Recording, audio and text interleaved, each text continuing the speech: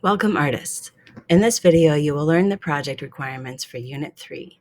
This video will also provide inspiration on the different options you have for creating your own expressive portrait. So first, what is an expressive portrait? Expressive just means to effectively convey or communicate a thought or feeling. What feeling do you get when you look at this image?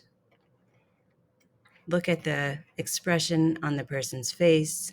Look at the broken lines. What do you think the artist was trying to communicate? If you said a feeling of sadness or confusion, I agree. I think that's what they were going for.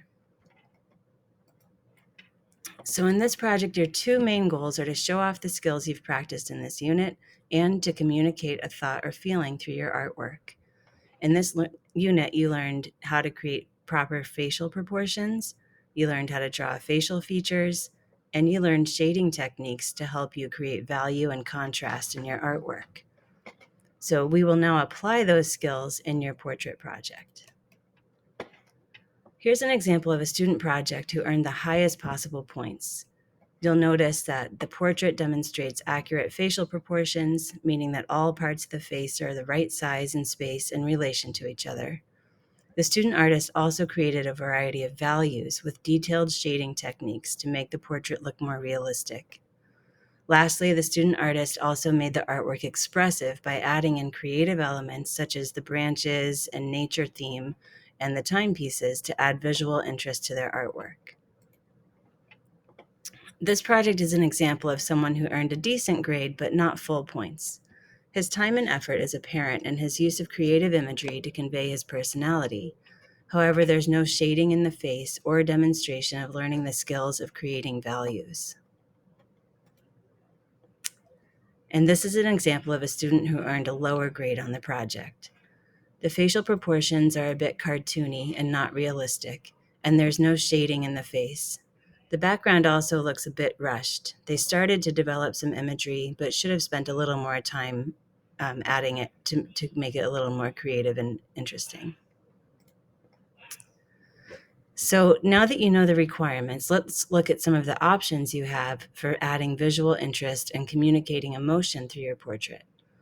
Consider the principles of design for ways you can add visual interest and support the emotion or thought you're trying to convey in your expressive portrait.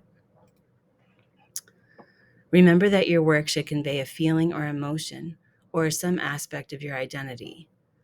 We only practiced drawing the face straight on, but perhaps you want to challenge yourself to do a different expression, kind of like a modern selfie.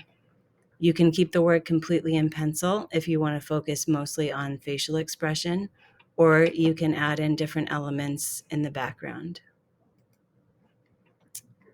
Many artists also use text to communicate messages in creative ways.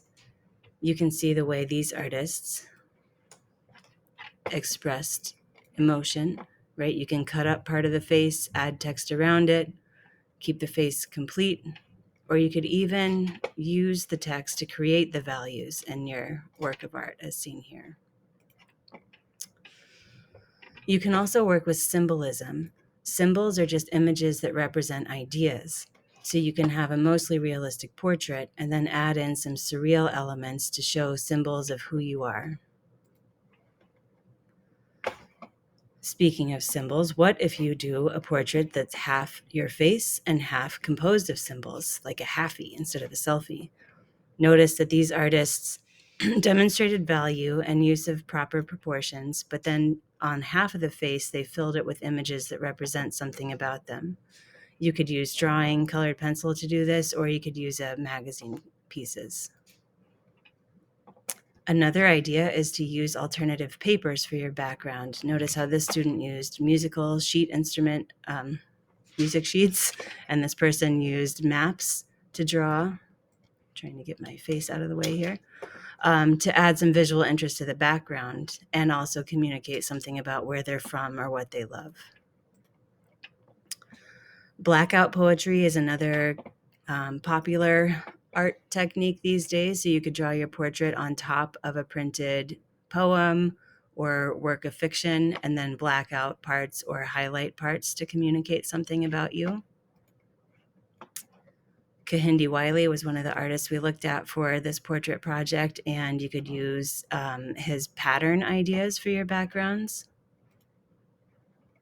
Chuck Close was another artist that we looked at for this artwork, and you could use his grid method, either focusing on value and making it a little more abstract or making it a little more realistic. Another idea is to incorporate reflections of your favorite places. So notice they again fulfill the requirements with their accurate portraits, but then add in a little bit of this surrealist element by adding some color and showing their favorite places. We also looked at Frida Kahlo as inspiration for this project. She also used a lot of symbolism in her artwork in the backgrounds, and she did pretty much all self-portraits. So you could do a piece that has your portrait and then surrounded by examples of symbols of your life. Another option would be to do kind of pieces of you. You could draw your portrait and cut it up, or maybe you've done several portraits, but you only like parts of them. You could use the parts together and then create a more abstract background to communicate a specific emotion. And that's it.